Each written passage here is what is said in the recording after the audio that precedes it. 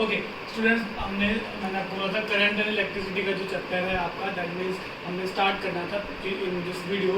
तो last time जो मैंने आपको चीज़ें बताई थी वो कुछ ये थी, दैट इज हमने पढ़ा था कि जो करंट है जो हम नॉर्मली 10th में पढ़ते आते हैं, that is current that is equal to charge per unit time. और जो यूनिट्स आप सबको पता है, एम्पेयर है, छोटी मोटी चीज़ें अगर जिसको किसी को कुछ डाउट आता है। लेकिन यहाँ से हमने अब जो हम बात कर रहे हैं, हम बात कर रहे हैं एवरेज करंट और इंस्टेंटेनियस करंट की किसी पर्टिकुलर टाइम पे, है ना। तो वहाँ पर हमारे पास क्या था, अगर मैं आई एवरेज की बात करूँ तो ये हमेशा ऐसा रहता है delta Q by delta T, है ना। और सेकंड थिंग जैसे हमारे पास आता है आई इंस्टेंटेनियस, ये हमने जैसे मैंने उसमें करवाया था आपको +1 में हमने एक टॉपिक किया था, जैसे इंस्टेंटेनियस स्पीड या वेलोसिटी निकालते हैं, एवरेज वेलोसिटी निकालते हैं, ये वही कंसेप्ट है ना, कि हमें सिर्फ क्या करना है, डिफरेंशिएशन करना है विद रिस्पेक्ट टू टाइम, है ना। तो हमारे पास इसके रिगार्डिंग बहुत से क्वेश्चन आते हैं, जैसे कि अगर अच्छा इसमें हमारे पास एक दो फॉर्मूलाज और है, पहले आप फॉर्मूलाज के ऊपर ध्यान रखिए क्योंकि कुछ जो क्वेश्चन है इतने इंपॉर्टेंट नहीं है बट पूछे जाते हैं। जैसे फॉर एग्जांपल एक फॉर्मूला आपके पास ये भी है, क्वांटाइजेशन ऑफ चार्ज का Q equals to n into, है ना। इसी को आप ऐसे बना सकते हो, अगर ये वैल्यू मैं यहाँ पुट कर दूँ तो ये क्या बनेगा, basically I is equals to n by t, है ना। Q की वैल्यू मैंने यहाँ पुट कर दी तो एक फॉर्मूला आपके पास ये भी बनता है करंट का, है ना। फिर अगर हम बात करते हैं कि अगर मैंने बोला कि an electron is revolving, है ना, अराउंड या न्यूक्लियस या किसी के भी अराउंड काम कर रहा है, बेसिकली रिवॉल्व कर रहा है, और उसका रेडियस जो है r है ना, और जो स्पीड है around nucleus of radius r and velocity v। तो अगर हम इसकी बात करें, इसके लिए आपका जो टाइम पीरियड का रेवोल्यूशन का फॉर्मूला होगा, टाइम पीरियड का फॉर्मूला क्या होता है, टाइम पीरियड ऑफ रिवोल्यूशन। जैसे हम बात करते हैं ना डिस्टेंस बाय, यहाँ पर क्या होगा, डिस्टेंस बाय वेलोसिटी या डिस्प्लेसमेंट बाय वेलोसिटी, तो डिस्टेंस कितना आ जाएगा 2πr और वेलोसिटी इज तो 1/। तो ये आपके पास टाइम पीरियड का रिलेशन आ जाएगा। इसी के साथ अब जो वेलोसिटी के लिए मैं ये सिंबल यूज कर रहा हूँ, फ्रीक्वेंसी के लिए जो सिंबल बोलूँ कि फ्रीक्वेंसी ऑफ इलेक्ट्रॉन निकालना, कितने नंबर ऑफ इलेक्ट्रॉन्स होंगे, तो फ्रीक्वेंसी इज 1/टाइम पीरियड, और इसका जो यूनिट है वो कुछ ऐसा है, ठीक है। सिंबल में ध्यान रखना थोड़ा सा, तो 1/टाइम पीरियड 1/टाइम, इसको उल्टा कर देना बेसिकली, तो ये कितना हो जाएगा v/2π। हाँ, तो ये अलग है, या फ्रीक्वेंसी को f से भी लिख सकते हो, अगर आपको कंफ्यूजन लग रहा है, फ्रीक्वेंसी f है और v/2π है, ठीक है।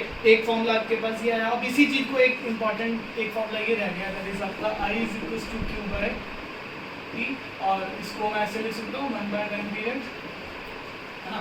और 1/टाइम पीरियड की वैल्यू क्या आई आपके पास, ये आई ना, तो I is Q into V 2πr। आपकी बुक में ये कुछ ऐसा दिखा मिलेगा आपको, ये तब यूज करते हैं जब चार्ज बेसिकली आपका 1 कूलम चार्ज है या 1 इलेक्ट्रॉन के लिए वैल्यू निकाल रहे हो, तब हम यूज करते हैं EV इंटू 2πr, और उसका चार्ज आपको पता ही है 1.6 × 10⁻⁻⁹।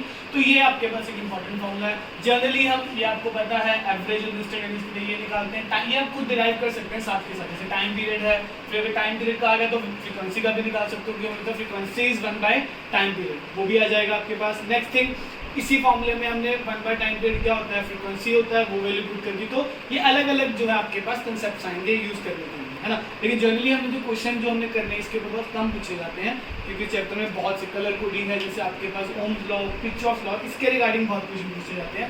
तो अगर आप देखेंगे यहाँ से नेक्स्ट जो हमारे पास चीज़ें आएंगी वो ऐसे हैं कुछ,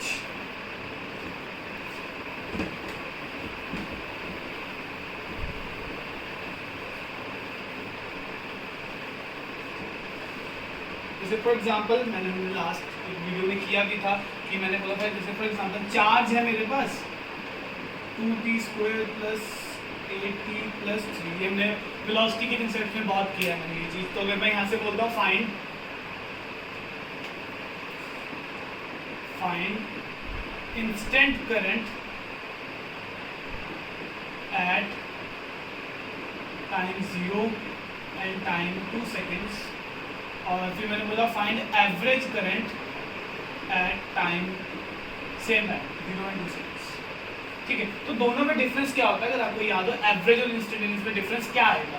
देखो डिफरेंशिएशन किया with respect to time dq by dt, है ना, इसका डिफरेंशिएशन कितना आएगा 40 प्लस 83 का डिफरेंशिएशन क्या आएगा 0, कांस्टेंट है।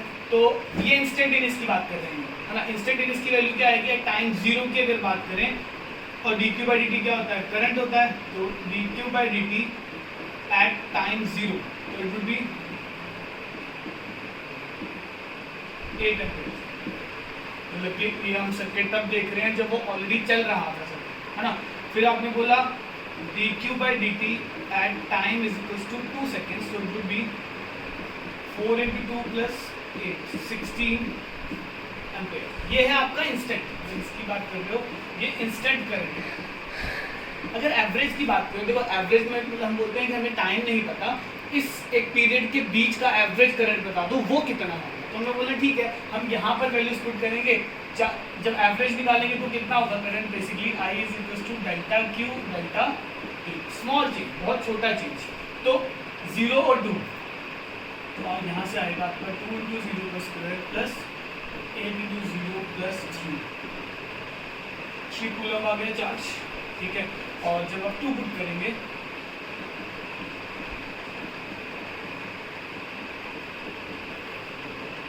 तो आ जाएगा आपका 16 प्लस 8 24 टाइम आपको बताइए 0 और 2 सेकेंड, है ना। तो यहाँ से अगर आई एवरेज की बात करें, आई एवरेज कितना हो जाएगा आपका 27 minus 3 divided by 2 minus 0, 24/2।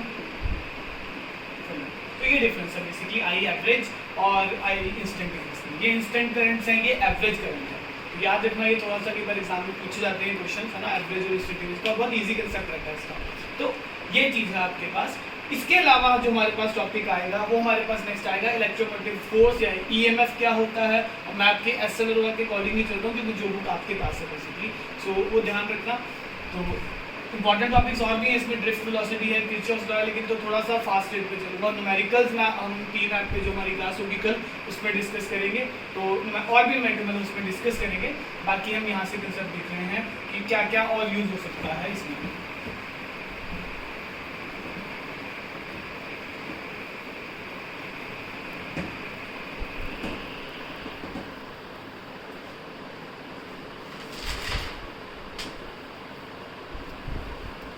Next आपका जो टॉपिक आता है वो आता है EMF। इसको हम इलेक्ट्रोमोटिव फोर्स, इसको हम इलेक्ट्रोमोटिव फोर्स भी बोलते हैं। इलेक्ट्रोमोटिव फोर्स जो है बेसिकली आपका कब रोल प्ले करता है ना। तो EMF बेसिकली हम जब बात करते हैं तो हम यही बोलते हैं किसी भी सेल की, है ना, जो अपनी जैसे उसकी इंटरनल रेजिस्टेंस है तो उसका इंटरनल वोल्टेज भी होता है। जब हम इसको डिफाइन करेंगे बेसिकली हम क्या बोलते हैं, potential difference between 2 points of electrodes of a cell. और ये हम कब काउंट करते हैं, when no current is passing, कोई भी करंट जब आपका पास ना हो रहा हो, and when circuit is open, when circuit is open. EMF हम तब बोलते हैं पोटेंशियल डिफरेंस बिटवीन टू, जैसे आपके पास छोटा सा सेल रहता है उसके ऊपर एक वोल्टेज लिखी होती है 1.5 या 2.5 ऐसा कुछ लिखा होगा, या 0.5 वोल्टेज।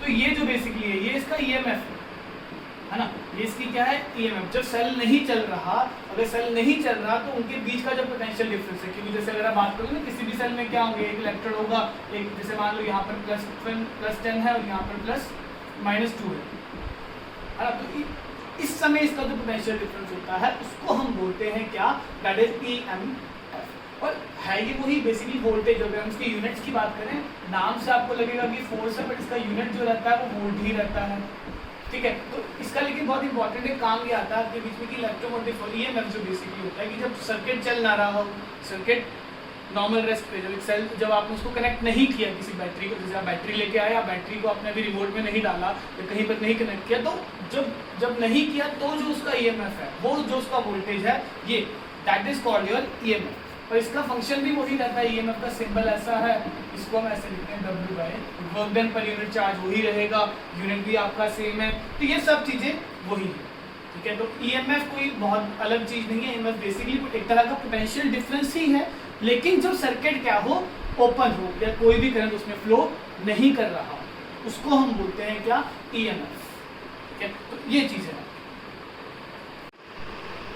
नेक्स्ट अगर हमारे पास आता है ओम्स लॉ। ओम्स लॉ जो कि एक पुराना ही टॉपिक है हमारा, हमने 10th में पढ़ा हुआ, आप सबको पता है। दैट इज, देखो जो आप ये बोलते हैं ना ओम्स लॉ V = IR, यहाँ से हम रेजिस्टेंस की बात करते हैं कि रेजिस्टेंस इज कांस्टेंट, वो एक अलग कंसेप्ट है। बट जैसे अगर हम ओम्स लॉ की बात कर रहे हैं तो हम क्या बोलते हैं कि that is current flowing through any circuit या any wire is directly proportional to the voltage apply, है ना। और फिर हम क्या लगाते हैं, दैट इज हम ऐसा बनाते हैं ना कुछ दिस थिंग, और यहाँ से R, और हम बोलते हैं R क्या हो सकता है, कांस्टेंट वैल्यू हो सकती है, ठीक है। और वो डिपेंड करता है R रेजिस्टेंस, जो बेसिकली वायर पे, वायर के मटेरियल पे, वायर की लेंथ पे, टेम्परेचर पे, बहुत सारे फैक्टर्स के ऊपर डिपेंड करता है। तो ये आपका ओम्स लॉ था जो हमने पढ़ा हुआ है। ये सिर्फ मैं बता रहा हूँ क्योंकि आपके बुक में गिवन है, तो हमें कुछ रिलेशन जो है यूज भी करने हैं। ये भी आपको पता है, रो इज दी, रो आपका क्या होता है, रेजिस्टिविटी,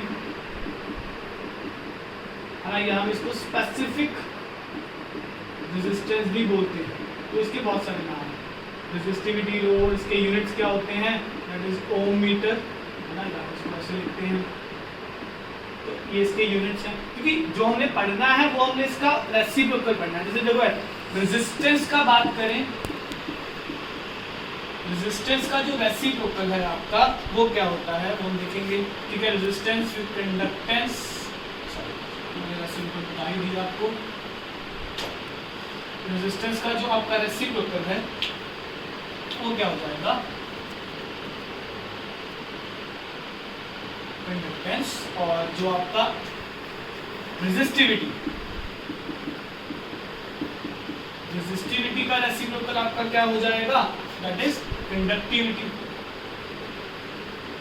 तो आपके पास ये दो नहीं है, कंडक्टेंस आपका बेसिकली हम G से डिनोट करते हैं और कंडक्टिविटी को हम सिग्मा से डिनोट करते हैं, तो ये आपके सिंबल थोड़े से, इसका R है, रेजिस्टिविटी का रो है। तो ये चीजें हैं हमारे पास। अब जो नया कंसेप्ट आपके पास आएगा बेसिकली कंडक्टिविटी, कंडक्टेंस, और एक बहुत इंपॉर्टेंट टॉपिक है दैट इज करंट डेंसिटी।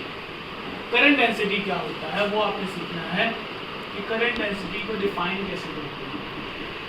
तो ये तो आपको लग जाएगा कंडक्टेंस की इसके रेसिप्रोकल है। ऑब्वियसली देखो रेजिस्टेंस का काम क्या होता है, to resist the flow of current, है ना। जैसे अगर हम रेजिस्टेंस का काम बोले क्या है, to resist the flow of charges या फ्लो ऑफ करंट। तो कंडक्टेंस का मतलब क्या होगा, टू कंडक्ट, है ना, कि करंट के चार्जेस को कंडक्ट करा जाए, है ना। रेजिस्टिविटी जो एक स्पेसिफिक रेजिस्टेंस की, हर एक वायर की अपनी एक स्पेसिफिक रेजिस्टिविटी होती है, रोकने की जो एक कैपेबिलिटी की बात करें, है ना। कंडक्टिविटी क्या होगा, हर एक वायर की अपनी एक अलग कंडक्टिविटी होगी कि वो कितना करंट फ्लो करवा सकता है या नहीं करवा सकता। तो ये हमने देखना है। तो इसके अलावा अगर हम बात करते हैं, जैसे फॉर एग्जांपल इसका मैं अगर आपको फॉर्मूला डेरिवेशन अगर बताऊं तो कुछ ऐसा होता है, जैसे यूनिट्स की अगर हम बात करें, रेजिस्टिविटी के यूनिट्स अगर आपने याद हो, ये रहे ओम मीटर, तो अगर आप इसको ओम बोलते हो ना, या जैसे ठीक है, और कंडक्टेंस के जो यूनिट होंगे, रेजिस्टेंस,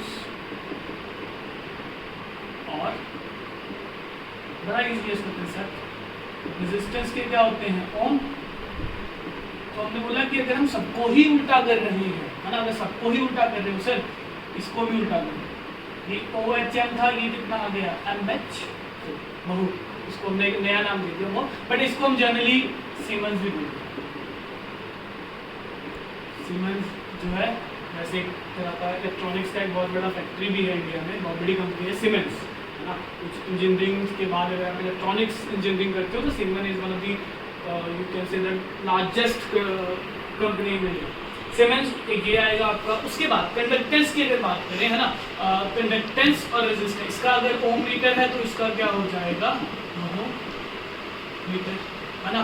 और इसका हम कंडक्टेंस को ऐसे भी ले सकते हो आप, एस, ठीक है। तो ये भी इसका यूनिट है सीमेंस का। ठीक है नहीं। तो ये आपका यूनिट्स रहेंगे रेजिस्टिविटी के, कंडक्टेंस के। इसका ओम है तो हमने इसको ही उल्टा कर दिया MHO, तो ये इसके यूनिट्स हैं, यूनिट्स में ध्यान रखना।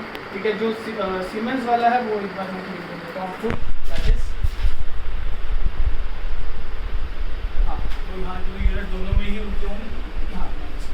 ठीक है, तो वो ये होगा, तो ये आपके यूनिट्स आ जाएंगे। तो यूनिट्स में ध्यान रखना है रेजिस्टिविटी का उल्टा कंडक्टिविटी और रेजिस्टेंस,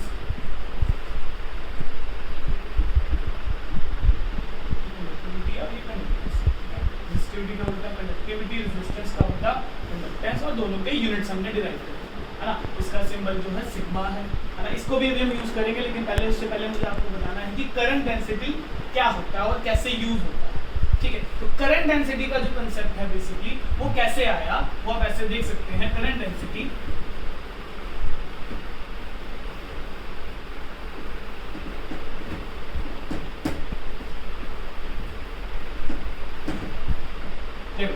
करंट डेंसिटी बेसिकली क्या होता है,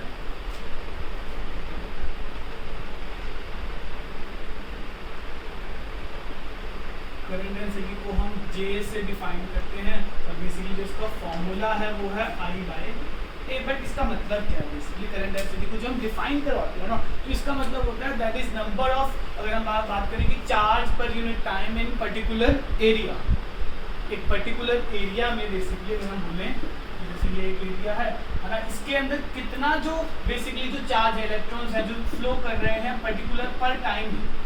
अगर हम इसकी प्रॉपर डेफिनेशन की अगर मैं आपको बात करूं, जो इसकी प्रॉपर डेफिनेशन होती है वो ये होती है कि current density at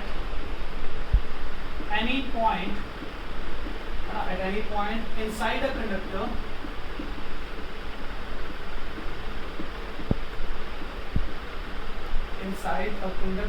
is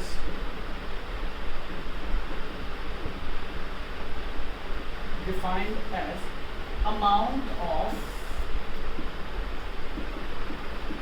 of charge flowing per unit time। ठीक है, कोई पर्टिकुलर पॉइंट पे कितना चार्ज जो फ्लो हो रहा है पर unit time through a particular area that is called your, and specifically particular area should be, ये बहुत important है, area should be normal to current। Basically current और एरिया वेक्टर, या बोलो एरिया वेक्टर भी एरिया, क्योंकि एरिया वेक्टर हमेशा perpendicular to the surface होता है, दैट इज एरिया की क्या होना चाहिए, करंट और एरिया के बीच में 90 डिग्री का एंगल होना चाहिए। तो अगर हम बाय डेफिनेशन बात करें, करंट डेंसिटी क्या है, that is at any point inside a conductor amount of charge flowing per unit time, है ना। अगर मैं इसको थोड़ा सा डिराइव करके भी लिखूं तो वैसे हम बेसिकली ऐसे लिखेंगे J is equals to Q/T and by A, है ना। Amount of charge per unit time through a particular area. तो ये Q/T क्या हो जाता है, I हो जाता है, और दिस इज, तो कई बार हम ये भी बोलते हैं कि करंट बेसिकली स्केलर क्वांटिटी है ना, या टेंसाइल बेसिकली क्वांटिटी है, टेंसर क्वांटिटी है। तो करंट, ये जो करंट डेंसिटी है ये एक तरह का वेक्टर क्वांटिटी होता है। तो करंट को कहते हैं बेसिकली, अगर हम बोलते हैं कि वेक्टर में लिखने के लिए हम किसको लेके आए, करंट डेंसिटी को लेके आए, तो ये भी एक इसका मतलब कहने का एक वे है कि करंट, अगर आप करंट को करंट वेक्टर फॉर्म में लिखना चाहते हैं तो हम इसको इस फॉर्म में लिखते हैं, J is equals to I/A। तो ये आपका क्या है, करंट डेंसिटी है ना। बट ये एक पर्टिकुलर अगर एंगल कितना है 90 डिग्री है, बट अगर एंगल चेंज हो तो हम कैसे बोलते हैं, जैसे मान लो अगर मैं बात करूं कि आपके पास एक कंडक्टर है, तो यहाँ पर इसका एंगल जो है वो कुछ ऐसा है ना। एंगल जो है, क्योंकि करंट इस डायरेक्शन में है, ये करंट है आपका, एरिया वेक्टर है आपका वो ये है, यहाँ पर एंगल थीटा बन रहा है। तो जब हम यहाँ से ड्रॉ करेंगे, करंट यहाँ पर है, मैंने बोला कि करंट और एरिया के बीच में एंगल कितना होना चाहिए, 90 डिग्री होना चाहिए, दे शुड बी नॉर्मल। तो देखो यहाँ से जब वेक्टर्स बनाओगे, मेरे ख्याल से ये बनेगा आपका, अगर ये एरिया है तो इट वुड बी ये वाला, है ना, ये होगा a cos थीटा, और ये वाला क्या हो जाएगा, सब ये वाला होगा ए साइन थीटा और ये वाला क्या होगा ए कॉस थीटा। ऐसे है ना, इधर वाला परपेंडिकुलर है, इधर वाला ऐसे का है, तो ए कॉस थीटा। अब करंट को परपेंडिकुलर कौन से वाला है, ऊपर वाला है ना, आपने एरिया देखना है, that is a cos theta. Components derive कर लोगे तो यहाँ से डेफिनेशन क्या हो जाएगी, J is equals to I by A cos theta. देखो ना ये ऊपर वाला ये ऐसे 90 डिग्री ऐसे और ये इधर है ऐसे, इधर वाला जो है ये थीटा है तो ऐसे बनेगा ना, इधर को 90 डिग्री बनेगा, तो बेसिकली ये बन जाएगा ए साइन थीटा और क्यों थीटा के साथ वाला कॉस होता है ना वेक्टर्स में, तो ए कॉस थीटा। तो ए कॉस थीटा आप इसको ऐसे भी लिख सकते हो कि सर ये ऐसा भी हो सकता है फिर तो, और आप आई को लिख सकते हो J vector into A vector, dot product बन गया, तो इसको हमने ऐसे भी लिख दिया, that is I is equals to J into A. ठीक है, तो जे ए कॉस थीटा। जे क्या है आपका करंट डेंसिटी है। करंट डेंसिटी क्या होता है, किसी भी पर्टिकुलर पॉइंट पे पर्टिकुलर एरिया के अंदर कितना चार्ज जो है फ्लो करता है पर यूनिट टाइम, है ना। इसका सिंबल है जे, तो ये आपने ध्यान रखना है, न्यूमेरिकल्स भी इसके करेंगे अभी। ठीक है, और ये है आपका करंट डेंसिटी का कंसेप्ट। ठीक है, I is equals to J into A, आप J is equals to I by A use कर सकते हैं। ठीक है, तो इतना ध्यान रखें। और इसके अलावा जो आपका एक टॉपिक जो रहेगा that is vector form of Ohm's law मुझे बताना है। ठीक है, वो हमें देखना है वो कैसे है। ठीक है, वेक्टर फॉर्म, नॉर्मल फॉर्म आपको पता है ना, तो ये अभी तक जो हमने किया है